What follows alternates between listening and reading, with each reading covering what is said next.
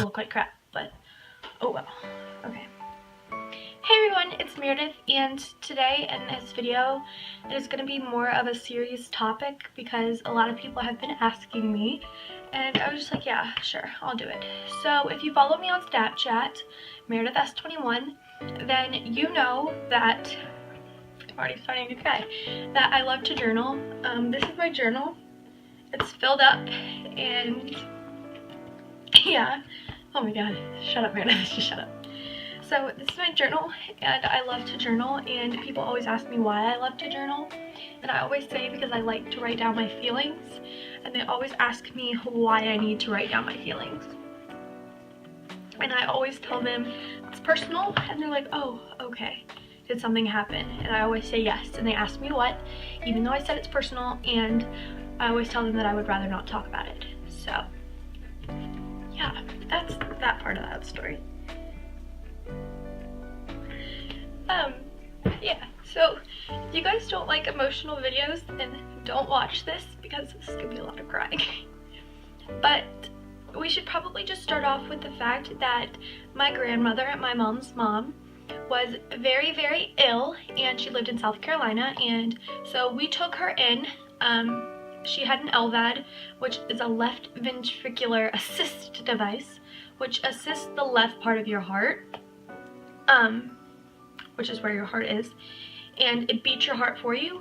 But besides the fact, my grandma was very sick, and she had a stroke in our basement, and I woke up one morning and my sister told me that Nana was sleeping. I call her Nana. That Nana was sleeping. I was like, oh, okay, let me go downstairs and wake her up, because it was like 12. And so I go downstairs, and she's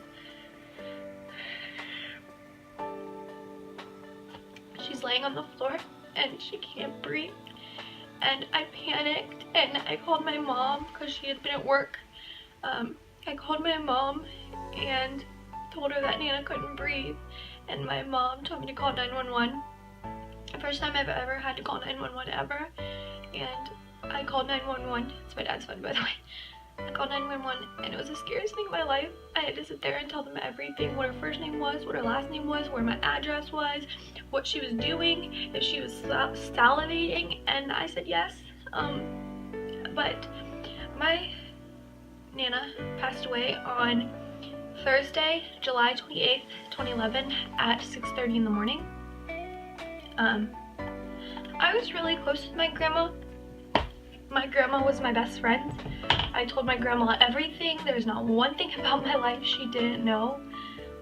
And when she passed away, I just felt very empty, and I felt very lonely, like I had nobody there. And that's when I met my best friend Olivia.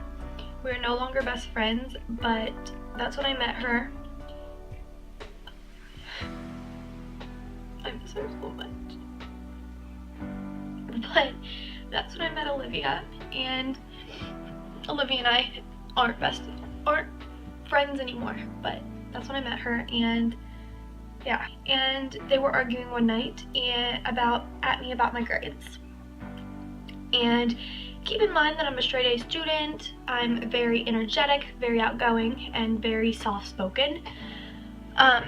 So they were talking to me about my grades, and I had a C in one class, and they were very disappointed, and they were telling me a bunch of stuff, and what I heard from it was that I was worthless.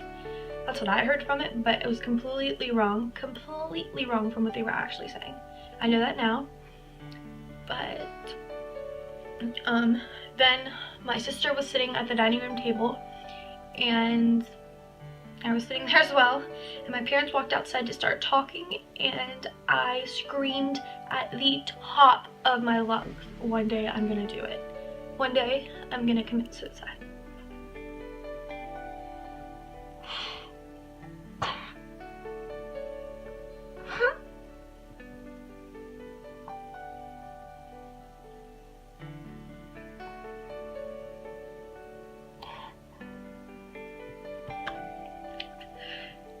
My parents were in our front yard, so they couldn't hear me, but my mom came inside, and I had already ran up to my room and locked my door. but she came inside and looked at my sister, and my sister had the most horrifying look on her face. Horrifying. She was just dumbfounded. It's not something that I would ever say to anybody, and it's not something I would joke about. It's not something to joke about. But my mom asked my sister what was wrong, and Courtney told her. Courtney's my sister, by the way. Courtney told her, and then my mom ran up to my room, knocked on my door. I was crying my eyes out, crying. And then I unlocked my door eventually, and that's when my mom said, "Come on, let's go. Get your shoes, we're going to the hospital." So I went to the closest hospital. We went to the emergency room, and I was admitted. I was in a room that had zip ties on every cabinet. Like, if there was some way you could open that, it was zip tied shut. But yeah, it's hard for me to talk about this because I'm not like this anymore. Like, I do have thoughts sometimes about how I shouldn't be here. Not stuff about killing myself, but how I shouldn't be here and stuff. And I know that I should, and that I was put on this earth for a purpose, and I just haven't figured it out yet. So that's why I'm still here. But I was admitted to the hospital. I was there overnight, drew blood, EKG, everything, and then I was admitted to a psychiatric hospital for teens. I was there for 7 days, day and night, but I had a psychiatrist there, always had someone to talk to, could never be in a room alone, ever. And that's when it kind of clicked, and that's when I thought to myself, like the last day that I was there, that's when I thought to myself, why would you say that, Meredith? And the thing is that I never had a plan, ever. I had no idea what I was going to do it with, but I just felt like I was going to do it one day, and I didn't know when that day was going to be, how I was going to do it, but yeah. So we took classes there, and we had like school and stuff, so I took art class and I got a journal. So that's pretty much why I journal, is because I have thoughts, but yeah. And so I was given this at the hospital. It's just a plain white journal that I decoupaged or collaged, whichever you choose, the front of it to kind of describe who I am and the way I feel. But see, the funny thing is, it's not really funny, it's just very interesting, is that I have like Picasso because I love to draw. I have Neutrogena because I love to stay like acne prone. Like, I'm acne prone, so I have Neutrogena. I have Forgotten Courage because I didn't know that I could be brave. I just wasn't myself. I have Beauty. I have Bountiful, Prada, Procrastination because that's definitely who I am, Perseverance, and I don't know if you guys are going to be able to tell, but right here you'll be able to see the letter E right there, like half of the letter E. I had cut out emptiness and put it right there, and then I took my elephant picture that I found in the magazine and put it over top of emptiness. I'm not sure why I did that, but I did. But I didn't know why I did that at the time. I now know that I did it because I felt very empty and like I didn't have very much sympathy or empathy. But yeah. So if you guys want to see like a what's in my journal kind of thing, like this was the first page that I ever did. Oh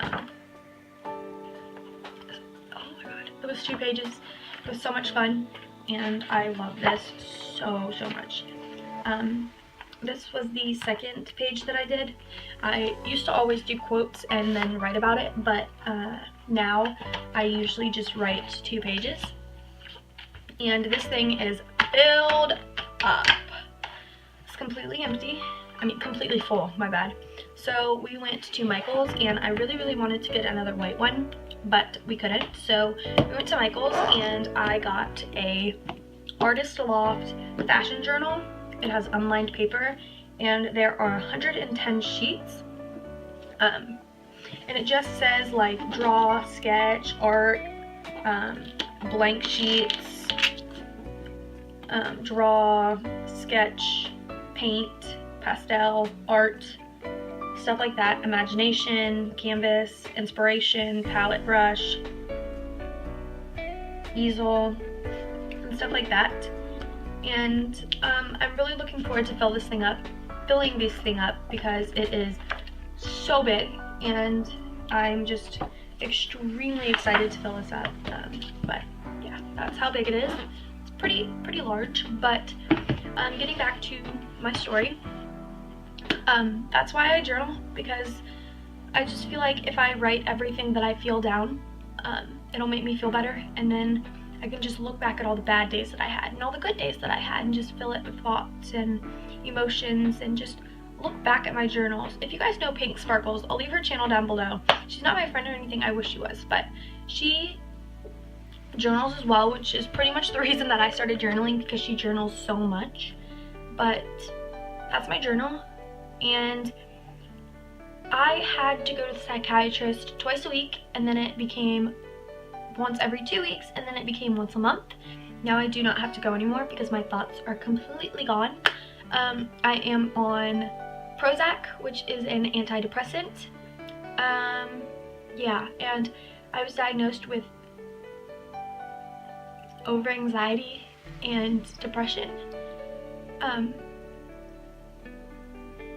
It just scares me to know that I felt that bad about myself and I kept it from everybody. Nobody knew, ever. I never told anybody that I was feeling like that. My parents never knew. My best friend never knew. And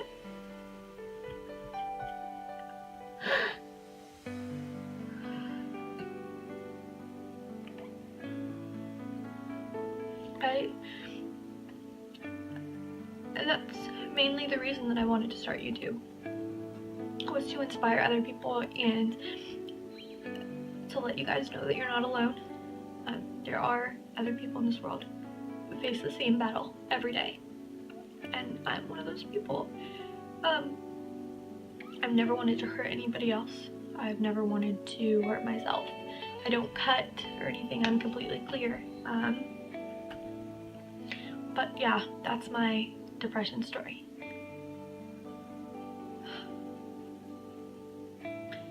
This video was extremely hard to film.